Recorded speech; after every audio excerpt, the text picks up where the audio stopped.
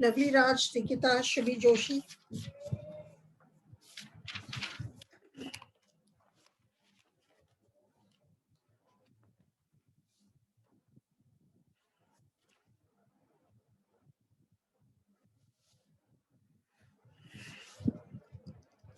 सीमा चौधरी भी आ गई। सीमा चौधरी,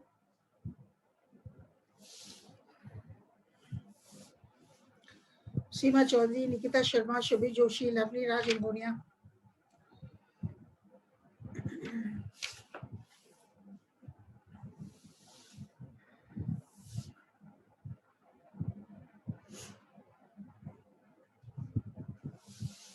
अभी शू करते हैं बेटा, देख लेते हैं 1 मिनट और।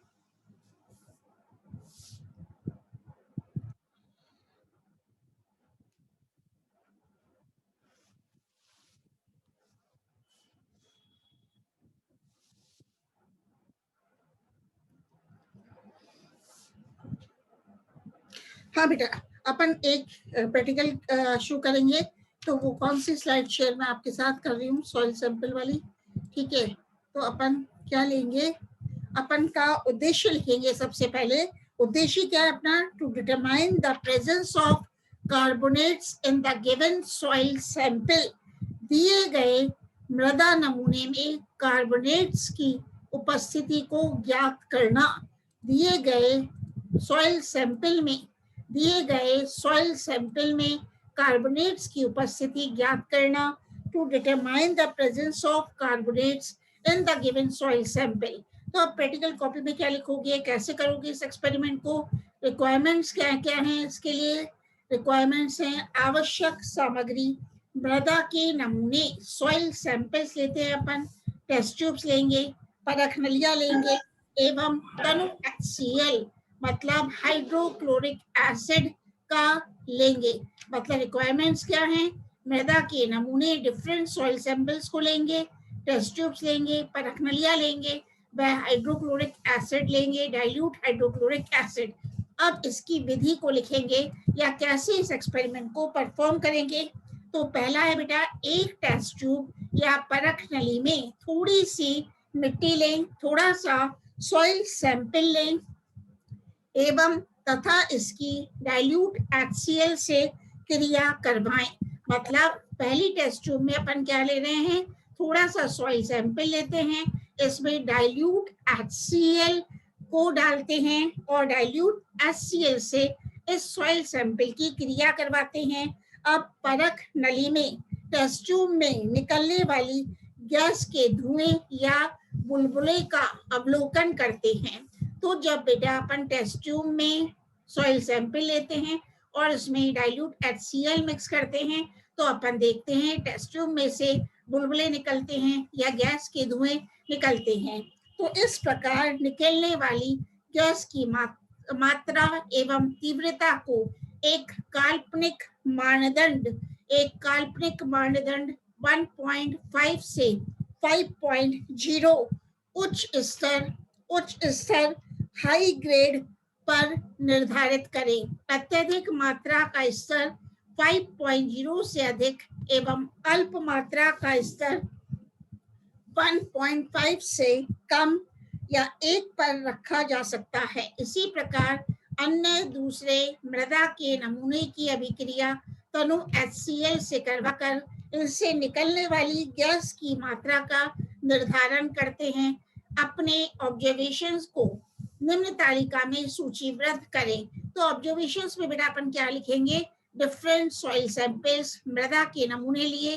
मृदा के नमूने अपन कहाँ से ले सकते हैं, गार्डन सॉइल सैंपल से भी ले सकते हैं, घर की मिट्टी के भी सॉइल सैंपल ले सकते हैं, चिकनी मिट्टी भी ले सकते हैं।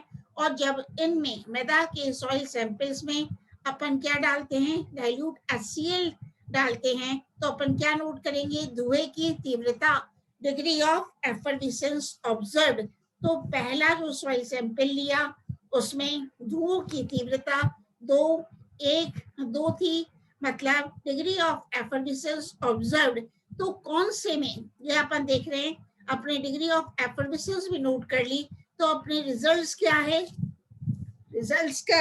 तो रिजल्ट्स परिणाम, तो उपयुक्त पर्यवेक्षणों के आधार पर अपन ये निष्कर्ष निकाल सकते हैं। मतलब क्या कंक्लूजन निकल रहा है?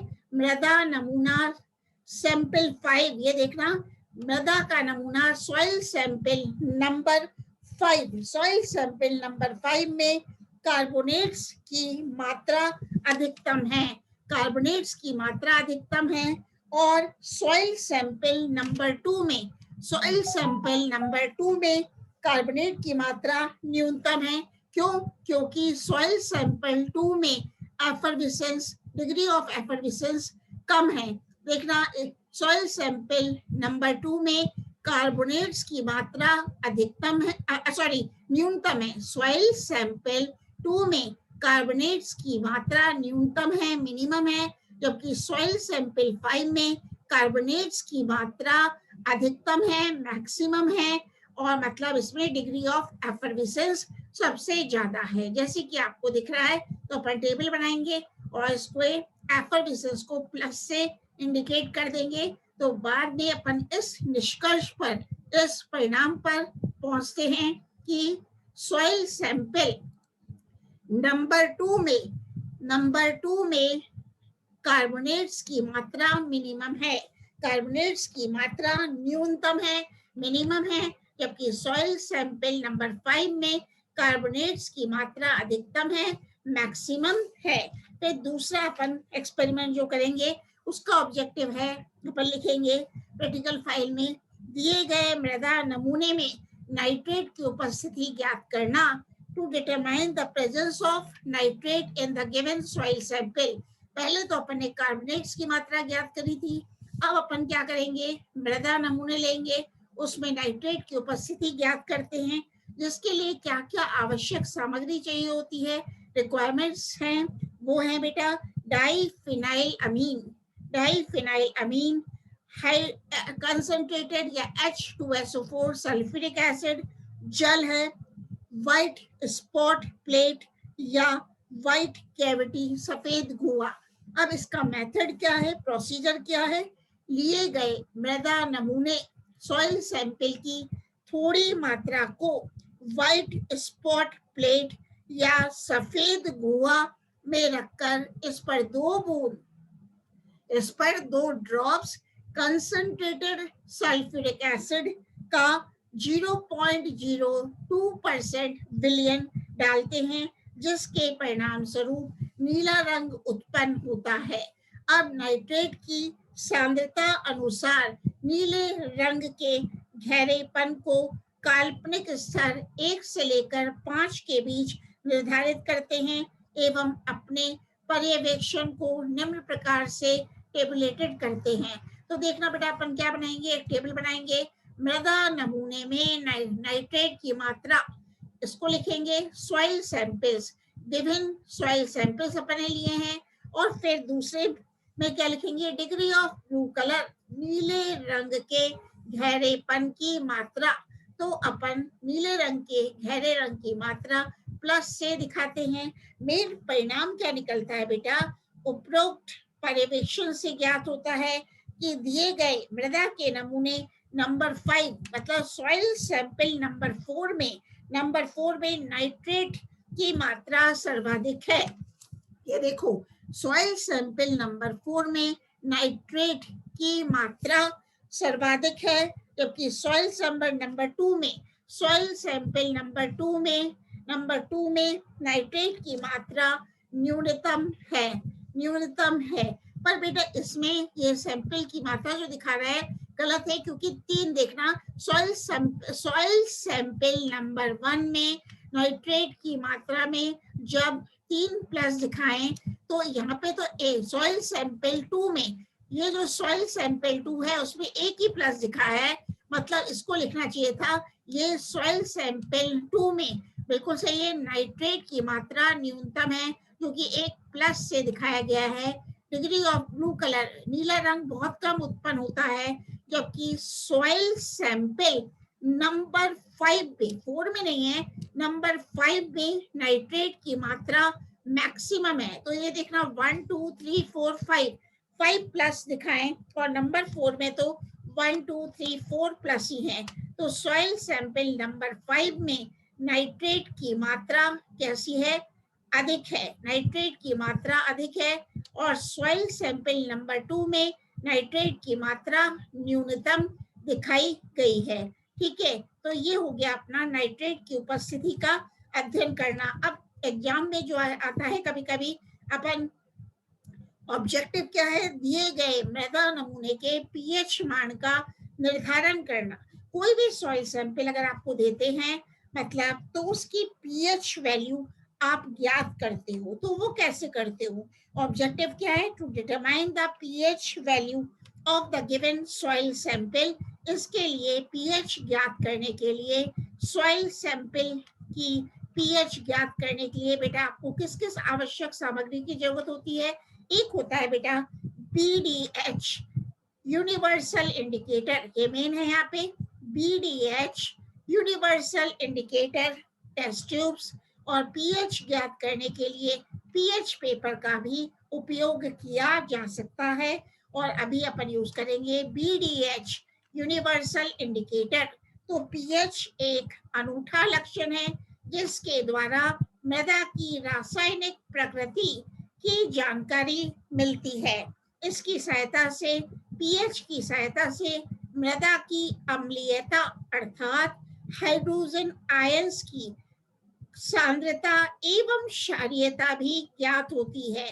तो अपना ऑब्जेक्टिव क्या है बेटा, to determine the pH value of the soil sample, दिए गए मृदा नमूने के पीएच का निर्धारण करना। तो उसके लिए मेथड क्या है, प्रोसीजर क्या है बेटा, एक परख नली में, एक टेस्ट ट्यूब में दिए गए मृदा के नमूने की कुछ मात्रा लेकर इसे जल के साथ मिश्रित करते हैं एवं अच्छी तरह हिलाते हैं। तो एक टेस्ट ट्यूब में अपन सॉइल सैंपल लेते हैं और इस सॉइल सैंपल में अपन जल को मिक्स करते हैं, और इसके बाद इस मृदा विलयन में कुछ ड्रॉप्स, कुछ बूंदे BDH यूनिवर्सल इंडिकेटर की डालते हैं।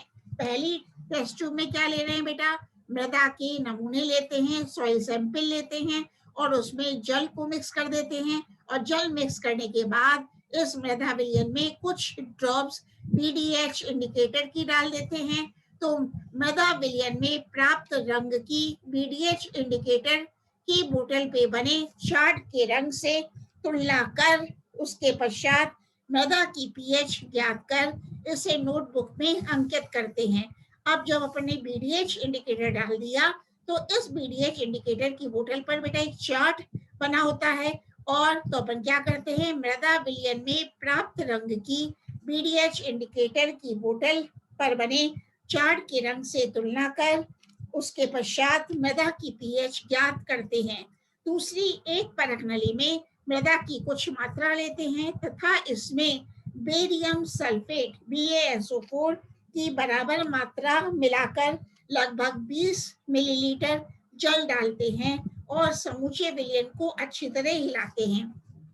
दूसरी परख नली में टेस्ट ट्यूब में क्या कर रहे हैं अपन, सॉइल सैंपल लेते हैं, इस सॉइल सैंपल में बेरियम सल्फेट की बराबर मात्रा मिलाते हैं, फिर इसमें बेरियम सल्फेट मिलाने के बाद 20 ml जल मिलाते हैं और इस सॉल्यूशन को हिलाते हैं। तो अपन क्या पाते हैं, फोर्थ में अपन क्या कर रहे हैं, ये तो है अपना तीसरी है ना, और ये फोर्थ में अब पोर्सिलिन क्या लेते हैं अपन, अब पोर्सिलिन टाइल, पोर्सिलिन पट्टिका पर इस विलयन के ऊपरी द्रव्य भाग सुपरनेटेंट लिक्विड की कुछ बूंदे डालें तथा उतनी ही बूंदे इस पट्टिका पर BDH इंडिकेटर की डालकर इसके परिणाम स्वरूप प्राप्त रंग की तुलना चार्ट के रंग से करते हैं, वह मृदा की पीएच अंकित करते हैं।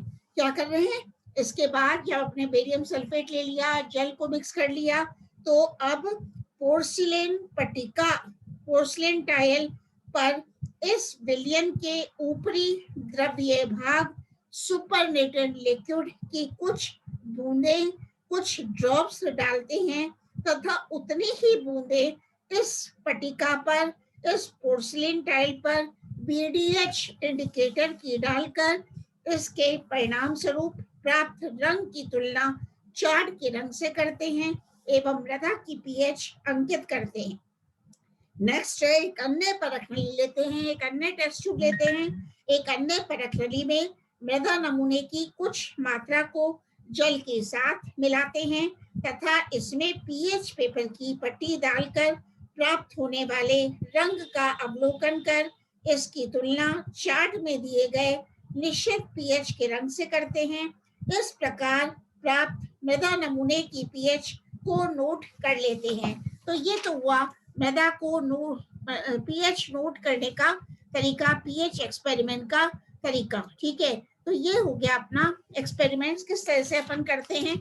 अब एक कार्ड की स्लाइड भी मैं शो कर रही हूँ आपको, इसी में है ये। ठीक है, तो अपन कैजुराइना का अब शेयर कर लेते हैं डायग्राम। ठीक है, कैजुराइना का, हाँ, अगर आपको बेटा कैजुराइना का तना देते हैं थर्ड ईयर में हो तो anatomical adaptations of some xerophytes, तो आप क्या देखते हो, मतलब पहले अपन क्या करते हैं, कैजुराइना तना अगर आपको दिया हुआ है तो अपन कैजुराइना के स्टेम के ट्रांसवर्स सेक्शन काटते हैं। फिर इन सेक्शंस को अपन कैजुराइना के जो सेक्शंस काटे हैं इन सेक्शन को वॉच ग्लास में रखते हैं और वॉच ग्लास में पानी में रखते हैं जिससे कि ये सूखे नहीं। फिर इन सेक्शंस को कैजुराइना स्टेम के जो अपन ने ट्रांसवर्स सेक्शंस काटे हैं इनको अभिरंजित करते हैं। अभिरंजित स्ट्रेन किसमें करते हैं, सेफ्रेनन सॉल्यूशन में, सेफ्रेन में अभिरंजित करते हैं। और अभिरंजित करने के बाद कैजुराइना स्टेम के स्मॉल सेक्शंस को अपन एक स्लाइड पे रखते हैं और ग्लिसरीन में माउंट करके उस स्लाइड के ऊपर कवर स्लिप लगा देते हैं और माइक्रोस्कोप में इसका अध्ययन करते हैं। तो अपन क्या लिखेंगे इसमें, मतलब कौन सी फैमिली में कैजुराइना आता है, कैजुराइना आता है कैजुराइनेसी फैमिली में। कैजुराइनेसी फैमिली में तो मटेरियल की भाई ये रूपरेखा अनेक उभारों एवं खांचों से युक्त होती है और इसके ट्रांसवर्स सेक्शन का माइक्रोस्कोप द्वारा अध्ययन करने पर अपन को क्या दिखाई देता है, अपन को निम्न संरचनाएं दिखाई देती हैं। उसके बारे में अपन प्रैक्टिकल फाइल में लिखते हैं। पहला है बेटा एपिडर्मिस, तो इस परत में सुसंहत रूप से व्यवस्थित ढोलाकार कोशिकाओं की एक पंक्ति पाई जाती है। दूसरा है बाह्य त्वचा के ऊपर क्यूटिकल की मोटी परत भी पाई जाती है, मतलब thick cuticle layer is found on the epidermis. केवल तने के खांचों वाले स्थान में धसे हुए रंध्र संकन स्टोमेटास भी पाए जाते हैं। खांचों में अनेक बहुकोशीय रोम मल्टीसेलुलर हेयर भी उत्पन्न होते हैं। तो डायग्राम जो बनाएंगे बेटा ये है कैजुराइना तने का अनुप्रस्थ काट का कोशिकीय भाग। तो देखो ये इसमें खांचों में से हेयर निकल रहे हैं और यहाँ दिखाएं संकन स्टोमेटास धसे हुए रंध्र। तो ये डायग्राम बनाओगे। अभी इसकी बात चल रही है, एपिडर्मिस की बात चल रही है। ठीक है, कैजुराइना की तो अपन क्या क्या लक्षण लिखेंगे। ठीक है, तो ये लक्षण लिखेंगे अपन कि खांचों में अनेक बहुकोशीय रोम मल्टीसेलुलर हेयर भी उत्पन्न होते हैं। सेकंड आप लिखोगे हाइपोडर्मिस, तो उभारों वाले क्षेत्र में एपिडर्मिस के ठीक नीचे स्क्लेरेंकाइमेटस हाइपोडर्मिस पाई जाती है। ये स्क्लेरेंकाइमेटस सेल्स, ये डरोथकी कोशिकाएं टी की आकृति के रूप में व्यवस्थित होती हैं। फिर आप कॉर्टेक्स को देखोगे, ये मैं दिखा रही हूँ, कॉर्टेक्स का भाग आप बनाओगे जो कि क्लोरेनकाइमा से प्रदर्शित है। तो कॉर्टेक्स में क्या लिखोगे बेटा, बलकुट में यह क्षेत्र पैलिसेड टिश्यू एवं सिंपल पैरेन्काइमा में सुविभेदित होता है। तो ये डायग्राम में देखो, it is differentiated into simple parenchyma and palisade tissue. तो ये डायग्राम आप बनाओगे और कॉर्टेक्स में लिखोगे। तो कॉर्टेक्स में पैलिसेड ऊतक की कोशिकाएं सुविभेदित एवं सुदीर्घित होती हैं, इलोंगेटेड होती हैं तथा इसमें असंख्य हरित लवक पाए जाते हैं।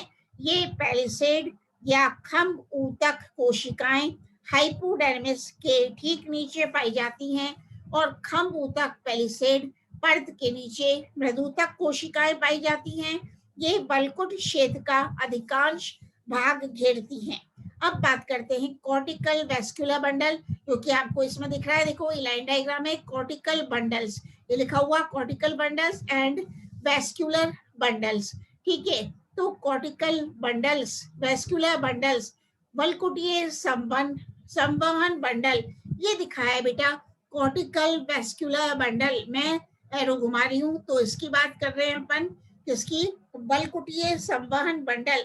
तो प्रत्येक उभार के नीचे मृदुत की वल्कुट क्षेत्र में एक संवहन बंडल उपस्थित होता है। तो ये देख लो, ये कॉर्टिकल बंडल्स दिखाए गए हैं वल्कुट क्षेत्र में, कॉर्टिकल रीजन में उपस्थित इन वेस्कुलर बंडल्स को कॉर्टिकल बंडल्स कहते हैं। ये क्या दिखाएं आपको, कॉर्टिकल बंडल्स कहते हैं। तो वल्कुट क्षेत्र में उपस्थित इन वेस्कुलर बंडल्स को कॉर्टिकल बंडल्स कहते हैं, जो कि कैजुराइना तने का एक मुख्य फीचर है।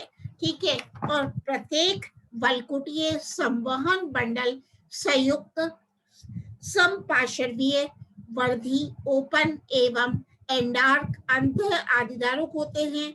इन कॉर्टिकल बंडल्स के फ्लोएम ऊतक के ऊपर कुछ स्क्लेरेन्काइमेटस पैचेस उपस्थित होते हैं, जो कि टोपी जैसी संरचना को प्रदर्शित करते हैं। अब लिखोगे एंडोडर्मिस के बारे में, तो कैजुराइना तने की आंतरिक संरचना में एंडोडर्मिस एंडोडर्मिस स्पष्ट नहीं होती है। अब लिखते हैं वेस्कुलर सिस्टम, संवहन तंत्र।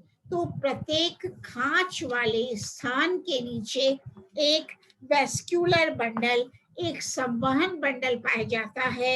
इस प्रकार तने की आंतरिक संरचना में अनेक संवहन बंडल, वेस्कुलर बंडल्स एक रिंग के रूप में व्यवस्थित होते हैं। तो अपन लिखेंगे कैजुराइना तने का जो अपन टीएस काटते हैं, तो अनेक संवहन बंडल एक वलय के रूप में व्यवस्थित होते हैं। इस प्रकार तने में उभार एवं खांचों की संख्या वेस्कुलर बंडल्स की संख्या को प्रदर्शित करती है।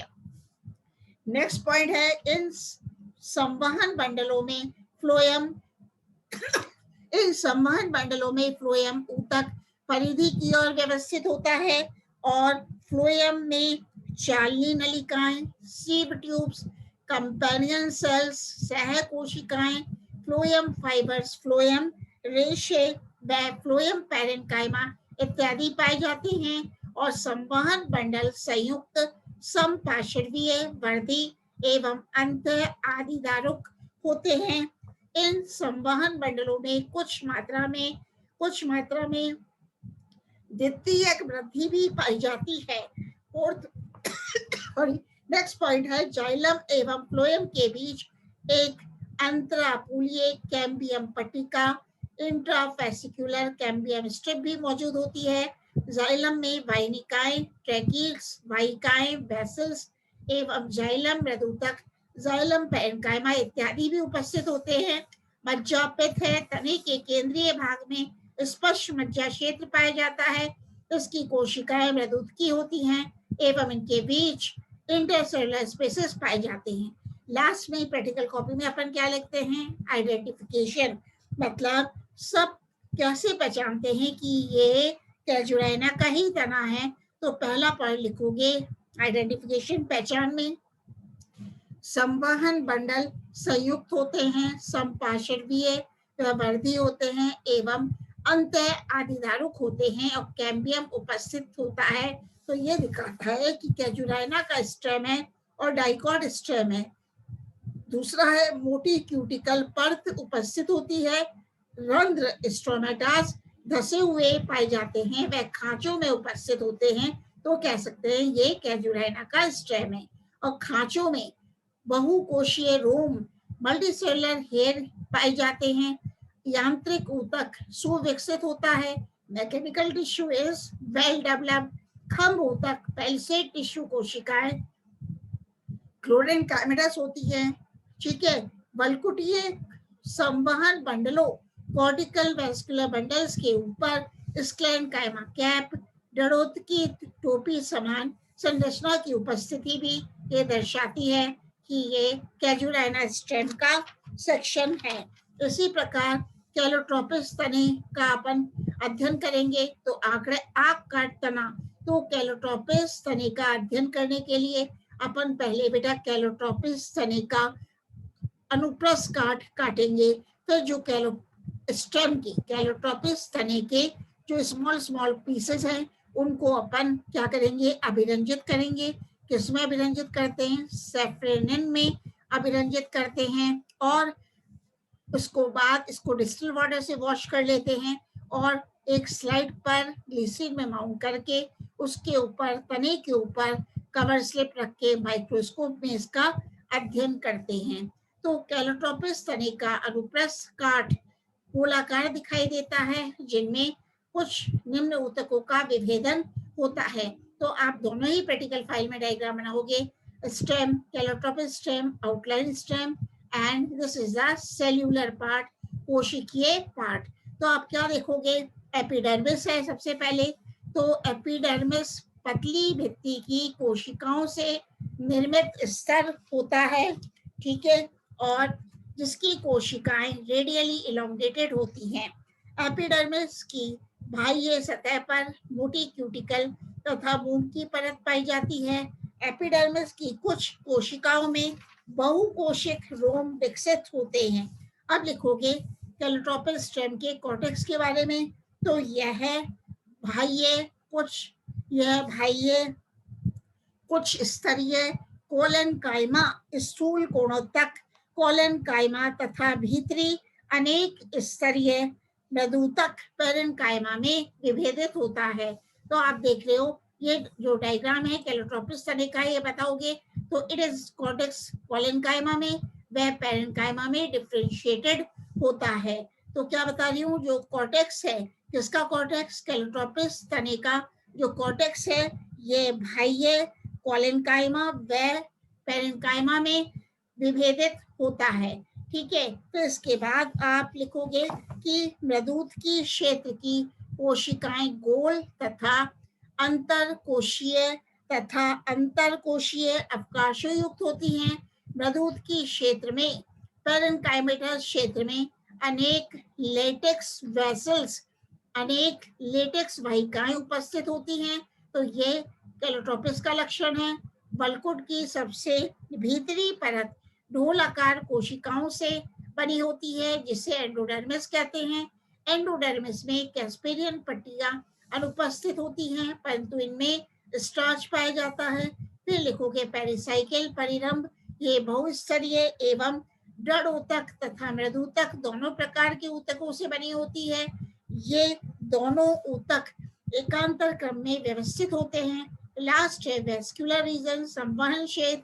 तो परिरंभ के नीचे हिरासित अवस्था में प्राथमिक फ्लोएम अस्पष्ट होता है। द्वितीयक फ्लोएम विकसित एवं सतत सिलेंडर के रूप में पाया जाता है।